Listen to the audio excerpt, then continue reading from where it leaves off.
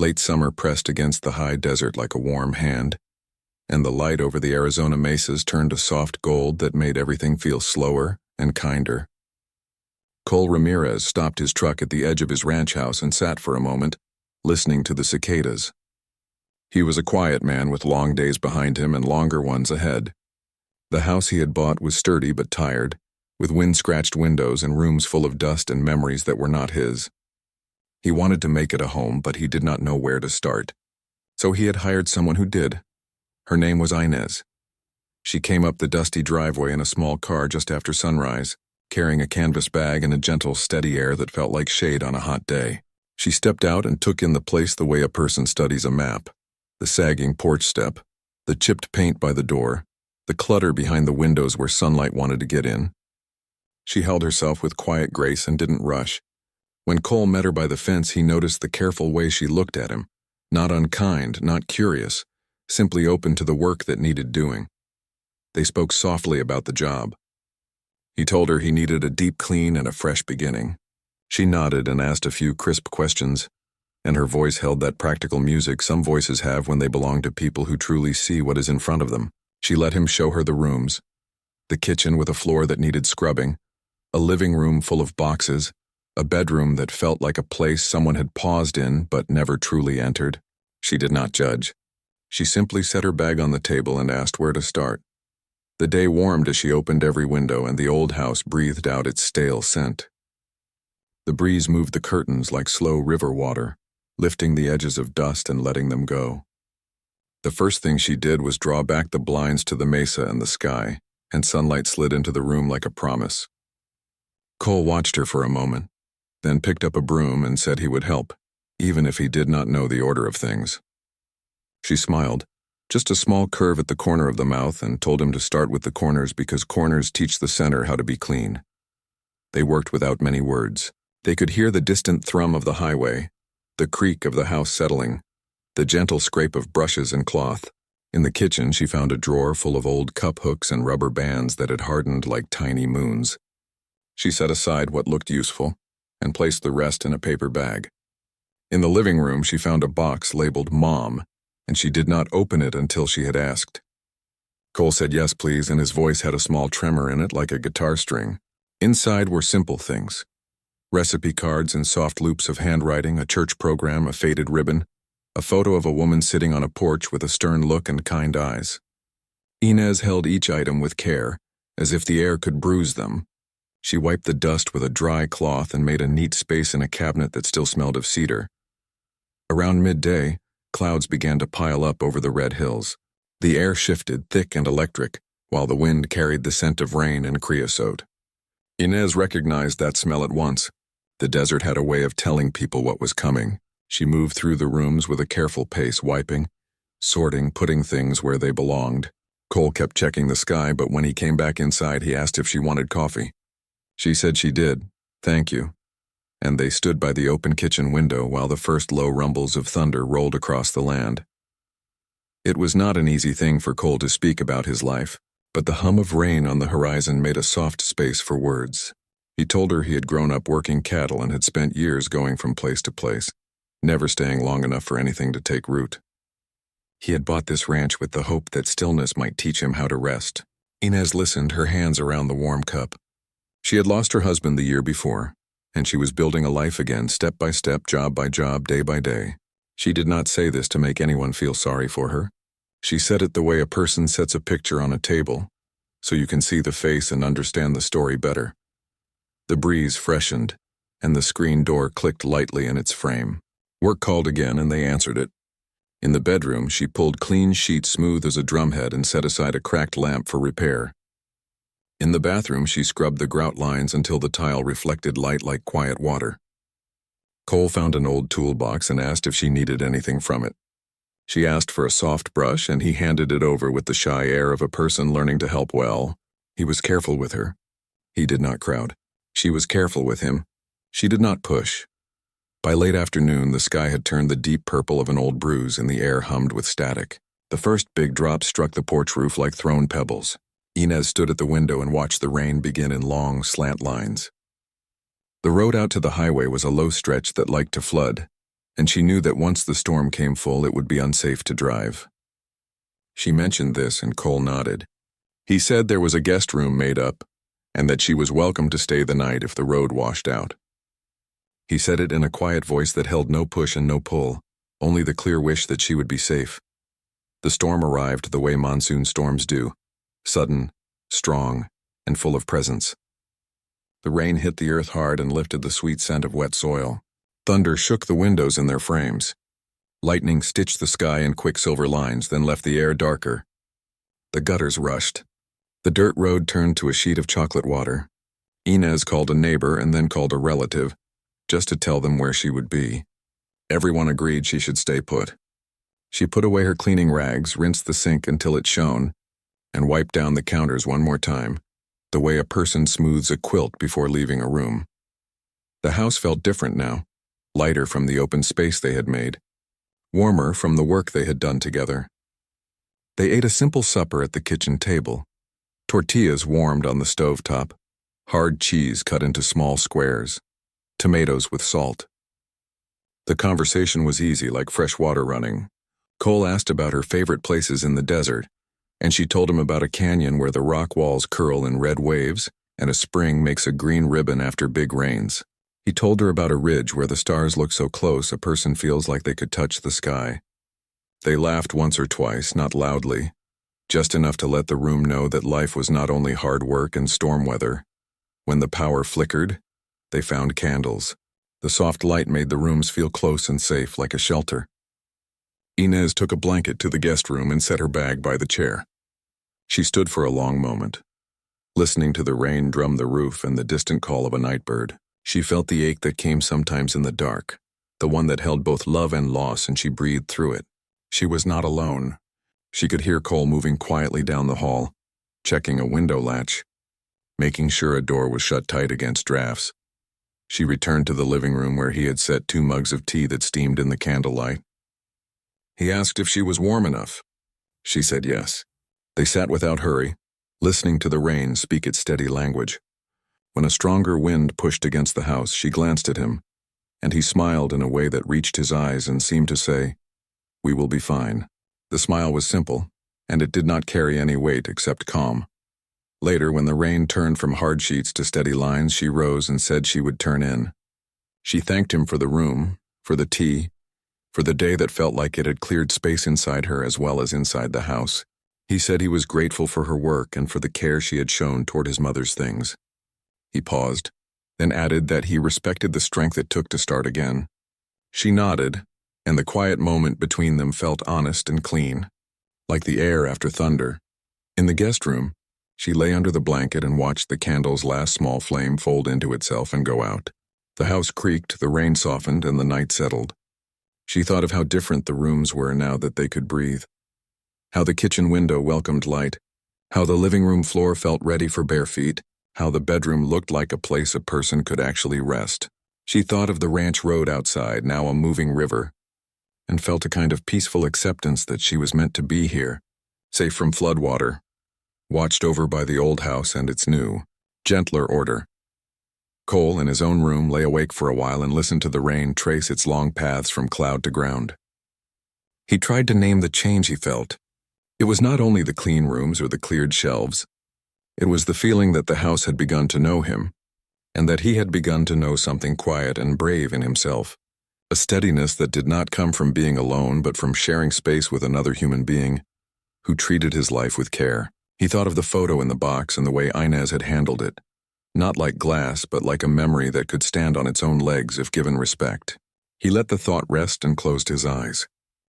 The rain softened as the night went on, but the house still held the storm's voice in its bones.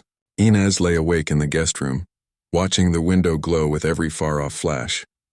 Her thoughts moved like the slow water on the road, not wild anymore but steady and full. She listened to the quiet creak of the old house beams. She listened for her own breath, the way it caught and then settled. She felt the ache that sometimes visited in the dark, the kind that brought back a person's face and a life that could no longer be lived. It was not a sharp pain now. It was a tender one. She had learned to sit with it, to give it room when it knocked at the door. A louder crack of thunder rolled over the mesa, and the window rattled. She felt a quick rush of fear, then a wave of calm that surprised her. She realized she did not want to sit with that feeling alone. She reached for her phone, then changed her mind and let it rest on the table. The house was not big. She could call to Cole and he would hear. She took a long breath and spoke his name. No more than once, just loud enough to be clear. The word felt simple, like a door opening. He answered from down the hall, his voice soft, awake. "You okay?" he asked. "I am," she said. "But can you sit with me a while? The storm is loud and my thoughts are too." "Of course," he said, and his footsteps came slow and careful, like someone moving through a room they respect. He knocked lightly and waited. When she said, "Come in," he opened the door with a gentle hand and stepped to the chair beside the bed. The candle had finished earlier, but a small lamp cast a warm circle of light in the room. He did not sit right away. He looked at her face to read it, to be sure. "Do you feel safe?" he asked, not as a challenge but as a promise in question form. "Yes," she said. "I do. Thank you." He sat in the chair, knees slightly turned away so she could have her space. They stayed quiet for a few heartbeats. The rain tapped like fingers on a drum far away. She said, "Sometimes nights take me back. Not to a bad place, just a heavy place. I can carry it. But tonight I would rather not carry it alone." He nodded. "We can share the weight," he said. "I've carried silence too long myself. It gets heavy in a way a person forgets to notice until it's the only thing they feel." They spoke in low voices, the kind that leave room between words. She told him about the early mornings of her old life, when 2 coffee cups sat side by side, the way they always did, and how she had learned to wash 1 cup and put it away. She told him she liked the sound of wind in cottonwood leaves and the smell of bread in the oven. She told him she sometimes stood very still and listened to birds so closely that time felt like honey slowing down. He smiled at that and said he liked the sound of spurs in dirt, not because he wanted to be a legend, but because it meant he was home from the pasture and the day's work was behind him. He told her he had learned to fix fences by listening to the old wood and seeing where it leaned. He had learned to read weather by the way ants moved or the way cattle raised their heads. He admitted that he had not learned how to put a life in order inside 4 walls. He had hoped a house would show him, but a house can only show you what you bring to it. "You bring more than you think," she said. "This place feels kinder than it did this morning. It's not just the clean floors and shelves. It's the care you gave to your mother's box. It's the way you asked if I felt safe. That kind of care shows a person what to bring next." He sat with that for a moment. "I don't know what comes next," he said honestly. "Neither do I," she answered. "But we can choose the next small good thing. Those are the things that build bigger ones." Another small thunder rolled and the lamp flickered, then steadied. She watched the light move over his hands. They were working hands, clean for the night, but holding small marks that spoke of wire, rope, tools, and wind. He kept them still in his lap, not reaching out without being asked. She felt gratitude for that. It gave her air.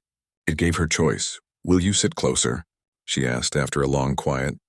"I don't want to be afraid of the dark corners."